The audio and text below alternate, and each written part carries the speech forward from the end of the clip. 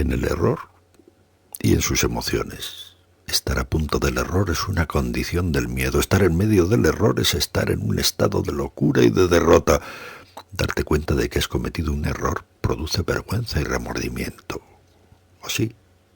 Veamos. Mucha gente, incluyendo a Aristóteles, opina que el error es un suceso mental interesante y valioso. Cuando habla de la metáfora en su retórica, Aristóteles dice que hay tres tipos de palabras: las extrañas, las ordinarias y las metafóricas. Las palabras extrañas simplemente nos descolocan. Las palabras ordinarias nos transmiten lo que ya sabíamos. Usando metáforas es como nos topamos con lo nuevo y con lo fresco. Retórica 1410b 1015. ¿En qué consiste esa frescura de las metáforas?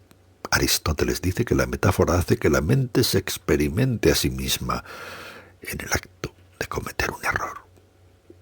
Ve la mente como algo que se mueve a lo largo de una superficie plana hecha de lenguaje ordinario y luego de repente esa superficie se rompe o se complica. Emerge lo inesperado.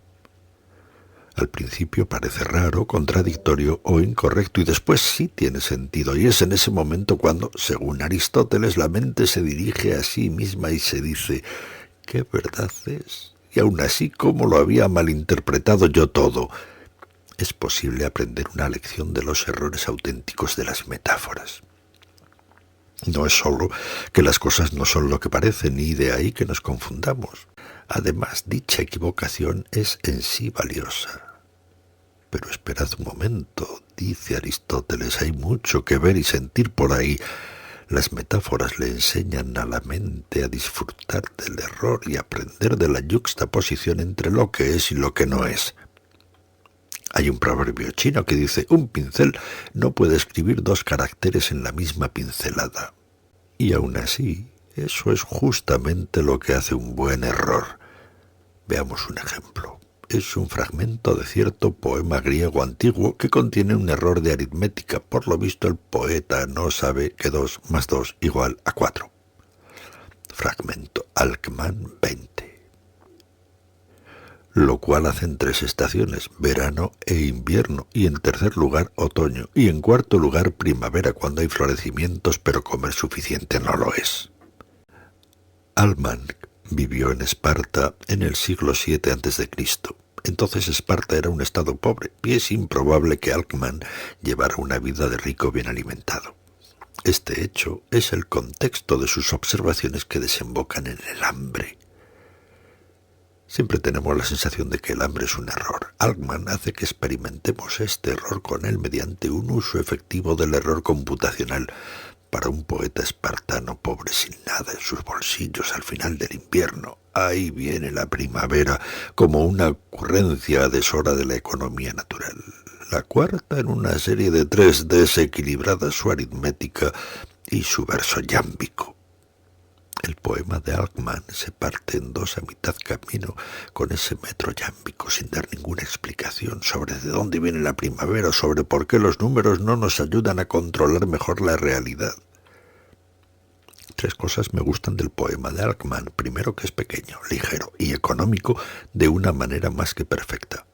Segundo, que parece sugerir la presencia de ciertos colores como el verde pálido sin ni siquiera nombrarlos.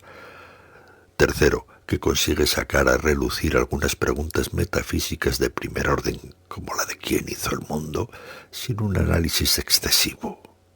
Fijémonos en que el predicado verbal, lo cual hacen en el primer verso. ¿Hay sujeto? No hay sujeto. Es muy poco habitual en griego que el predicado verbal no tenga sujeto. De hecho, es un error gramatical. Si les preguntáis, los filólogos estrictos os dirán que este error no es más que un accidente de transmisión, que el poema, tal y como nos ha llegado con toda seguridad, es un fragmento suelto de un texto más extenso y que es casi seguro que Alcman nombró a la gente de la creación en los versos precedentes. Bueno, puede ser. Pero como sabéis, el principal objetivo de la filología es reducir todo placer textual a un mero accidente histórico. No me siento cómoda con la idea de que podemos saber exactamente qué es lo que quiere decir el poeta. Por lo tanto, dejemos el interrogante aquí. al comienzo del poema y admiremos la valentía de Alckman a la hora de confrontar aquello que queda entre paréntesis. La cuarta cosa que me gusta del poema de Alckman es la impresión que da de hacer que se desembuche la verdad en contra de sí misma.